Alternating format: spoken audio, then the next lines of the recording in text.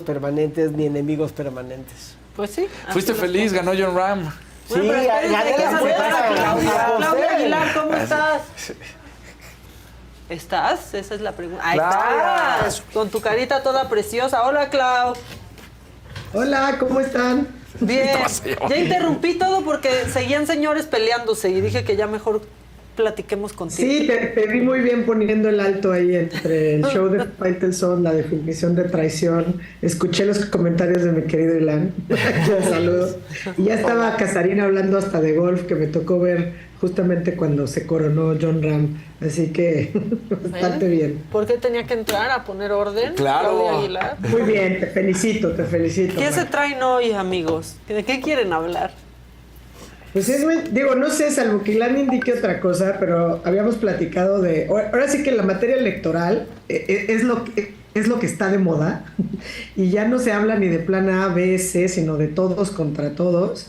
Y pues la nueva intentona de la partidocracia de darle para atrás a lo que se ha avanzado en temas de acciones afirmativas, protección de derechos de los grupos tradicionalmente vulnerados, las mujeres y su participación política. Y nos referimos específicamente a esta propuesta de reformas, que es además una propuesta de reforma constitucional. No obstante, los dirigentes de los partidos habían dicho que iban a entrar en una moratoria constitucional y que no iban a procesar ni a dar trámite a ninguna iniciativa que le diera atrás al Estado mexicano, pero claro, mientras no les convenga o les convenga, ¿no?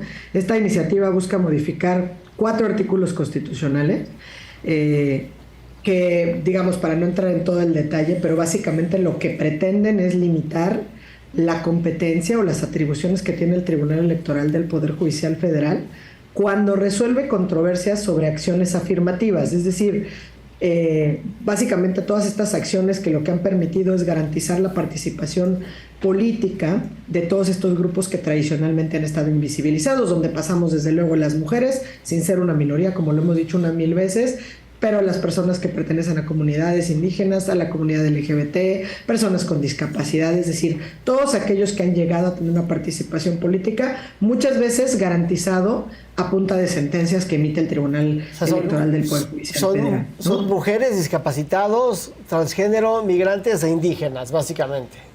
Sí, pues no nomás transgéneros, es decir, toda LGBT. LGBT, ¿no? Sí. Que es bien importante, pero además en 2 cosas, o bueno, en 3 cosas, ¿no? Por un lado las acciones afirmativas y por otro lado va a impedir o a limitar que el tribunal se intervenga en lo que denominan, y entre comillas, asuntos internos de los partidos políticos y asuntos enteramente parlamentarios.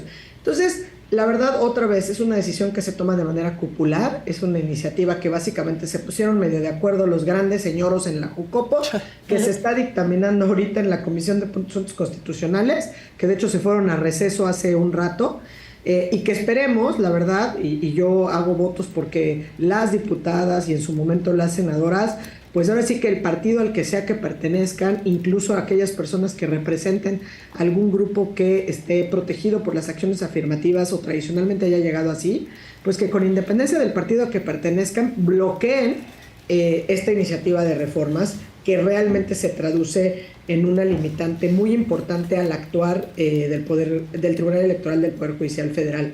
Incluso se han pronunciado, que me parece que es bastante atípico en términos generales, quienes hoy integran el propio tribunal han mandado ligas de hilos en Twitter, el propio magistrado Reyes y la magistrada Yanino Tálora, diciendo pues que son claramente, estamos hablando de retrocesos democráticos en este sentido. No sé, Ilan, si quieres abundar en este punto. Más bien te hago una pregunta. ¿A qué se refiere el fin de la reforma que pretende acotar al tribunal y alinea a resolver al límite del tenor literal de la ley? O sea, ¿está tratando de hacerlo un tribunal de legalidad estricta y no de constitucionalidad? Pues, a ver, yo diría es de legalidad o peor, digamos, vamos a volver a la boca de la ley en términos de estos, ¿no? Del más puro Montesquieu y Rousseau y todos ellos, ¿no? Es decir, vamos a someter las acciones afirmativas, como bien dices, al límite literal de la ley, es decir, el tribunal no va a venir a interpretar nada que no se desprenda estrictamente de lo que dice la ley. Es decir, que los jueces vuelvan a ser meramente la boca de la ley y no haya margen a la interpretación. ¿Y eso en qué se traduce? ¿No? Porque, pues sí, lo describes perfecto, ¿no? La literalidad de la ley es que no haga nada. ¿no? Que sea un tribunal de legalidad, pero va mucho más allá, es limitar, digamos, incluso la posibilidad de judicializar ciertos asuntos. Porque si ya está todo dicho en la letra de la ley, entonces, pues al final del día, incluso estos asuntos que tienen que ver, como en la iniciativa viene, pues por ejemplo, disposiciones de la vida interna, ¿no? O autogobierno, digamos, de los propios partidos políticos, pues entonces, aunque se excedan o aunque transgredan derechos, como el tribunal no va a tener facultades para revisar, porque no va a haber quien pueda judicializar estas determinaciones, pues digamos, esta autodeterminación de esta autoorganización, pues sin duda limitará, como ha tradicionalmente limitado, no solamente el tema de la paridad de género, sino el tema de garantizarle espacios pues a quienes pertenecen a los grupos históricamente invisibilizados, porque me encantaría decir subrepresentados, pero no, básicamente han estado históricamente invisibilizados. Y al final del día lo único que hace esta reforma es acotar la capacidad del tribunal de defender los derechos de los ciudadanos, ¿no? Exactamente. Y otra cosa que es bien grave, porque si te fijas, toca el artículo 41, que es a lo que te refieres de la literalidad de la ley, pero también como establece como modifica el artículo 73, que son las facultades, digamos, exclusivas del Congreso de la Unión. Entonces, se vuelve una facultad exclusiva del Congreso de la Unión, digamos, el que se adopten las medidas para los grupos vulnerables, ¿no? Y entre comillas vulnerables porque es lo que dice, ¿no? Y garantizar la paridad de género en el acceso a espacios de representación, más o menos, o palabras más o palabras menos, eso establece esta propuesta de reforma en el artículo 73. Eso también limita o acota incluso la participación en el ámbito que se puede hacer, digamos, en esta deferencia que tradicionalmente se le ha dado también a los congresos locales, incluso de legislar en esta materia de participación política, que también atiende a las realidades de cada una de las entidades federativas, ¿no? Que no es lo mismo pensar en la representación que pueden tener los grupos, a lo mejor de población indígena, en un estado como Chiapas, Oaxaca, Guerrero, Michoacán, ¿no?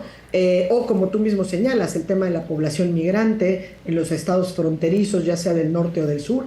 Entonces, limitar esto y circunscribir, digamos, por un lado facultades y limitar las atribuciones del tribunal es francamente un retroceso, pero además es realmente preocupante que después de todo lo que hemos venido, ¿no? En términos de vamos a defender a la democracia, vamos a defender al Instituto Nacional Electoral, vamos a evitar que el Plan B se vuelva una realidad, etcétera, ¿no? Vamos a poner atención en los nombramientos de las personas que ocupan las nuevas consejerías del INE.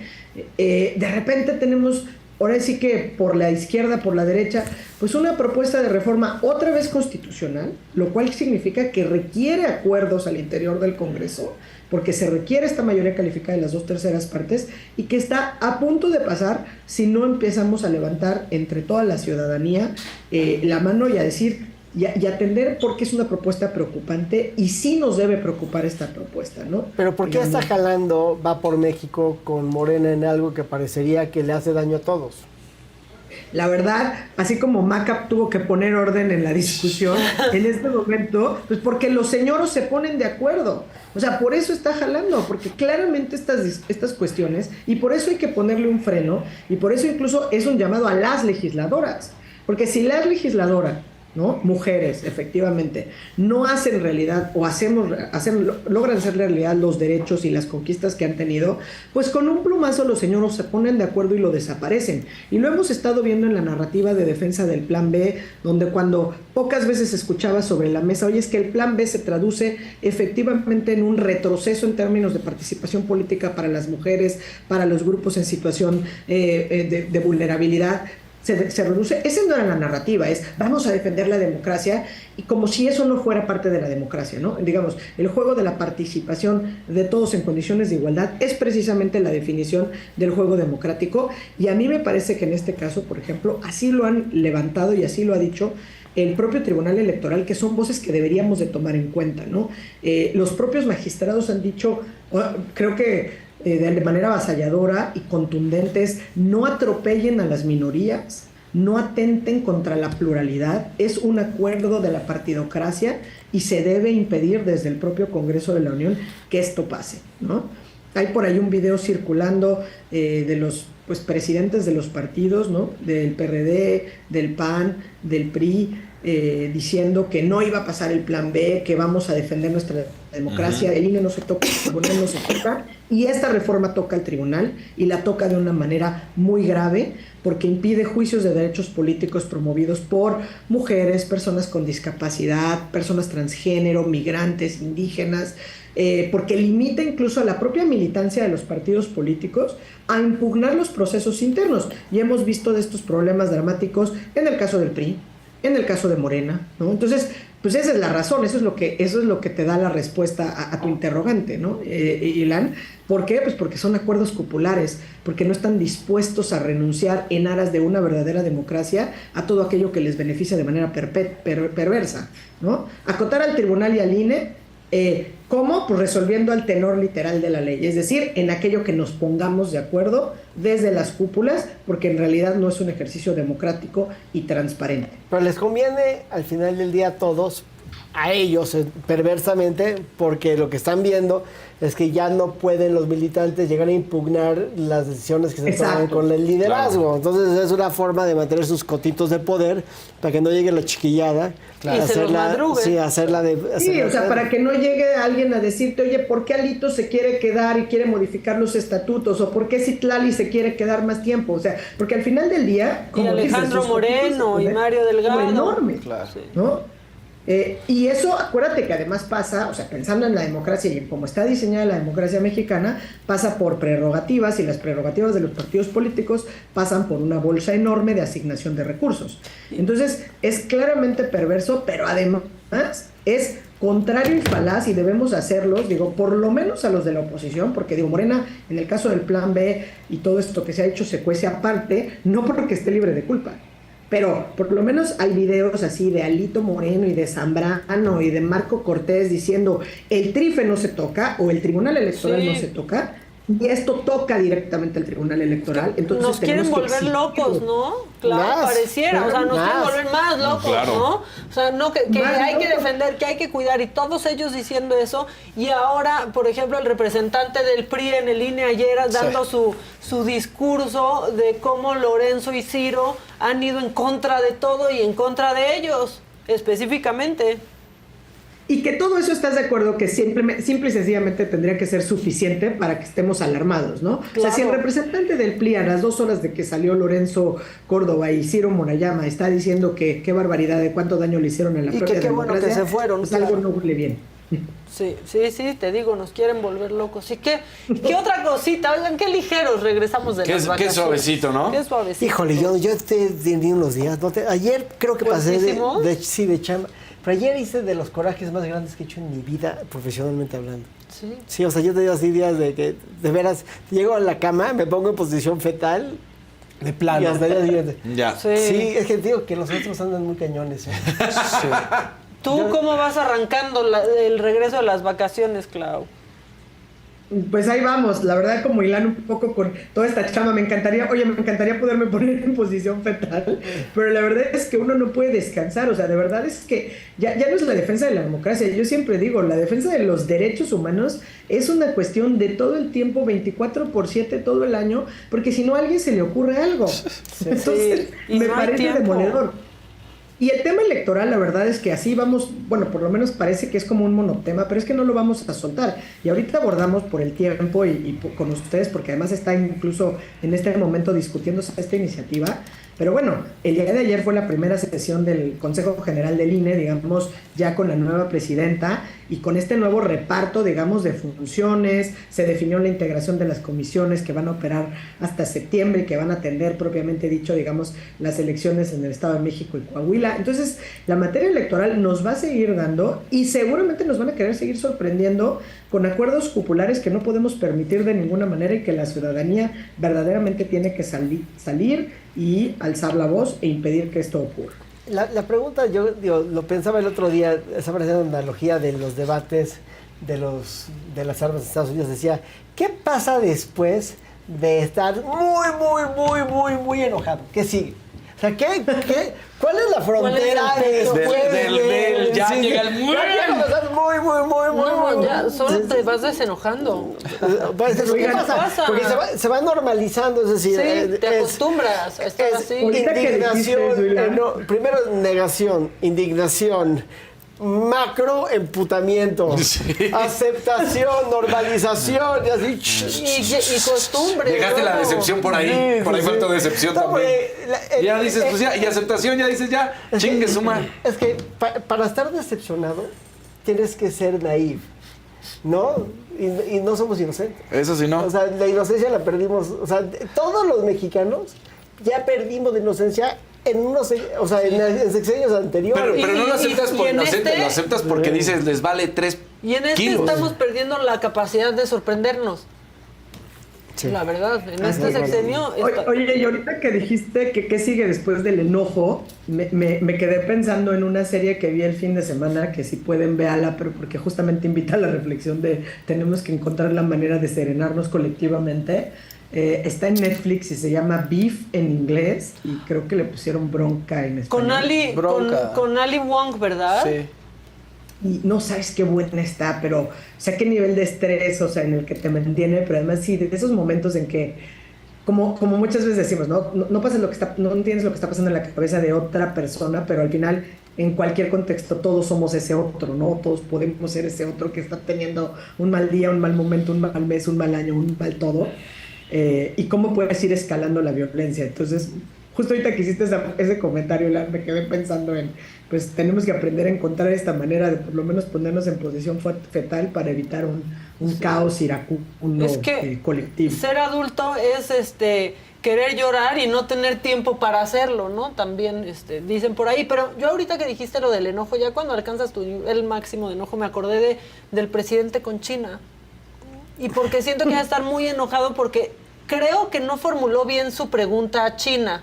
Sí. ¿No? O sea, porque China le salió con, no, pues no entra de manera ilegal. Pues no, ¿por qué entran los precursores de manera legal a México? Y aquí es donde está viendo algo que hace que se vayan a otras cosas, los precursores del fentanilo, ¿no? Lost in translation. Están lost in translation, ¿no es eso? O sea, porque China solo fue literal, como de no entran de manera ilegal. Y entonces cuando vio esa respuesta el presidente, creo que llegó a ese nivel de enojo, porque tienen razón. Sí. Bueno, o sea, tienen razón en un tecnicismo. Ajá. El punto no es ese. Mal. O sea, lo que pasa es que hay dos tipos de personas. Las personas que aterrizan en la sencillez y las personas que aterrizan en la complicación. Sí. Si te agarras de los detalles, porque el diablo está en los detalles, pues te vas por ese hoyito y sales del mundo, ¿no? Es muy complicado. Pero en esencia, el punto no es cómo entraron las sustancias. El punto es lo que pasa con las sustancias que entran. Exactamente, claro. Que se le van a la Secretaría de Salud o ¿qué? Porque llegan para allá y de ahí se distribuyen. Sí, lo que pasa es que vivimos en un mundo de esto lo estoy diciendo en abstracto porque no quiero hacer acusaciones en particular. Eso se lo digo a todos. O sea, estoy hablando de todos todo el tiempo. Pero es un mundo de hipocresía porque el sistema está diseñado para cambiar, pero el sistema no quiere cambiar. Claro.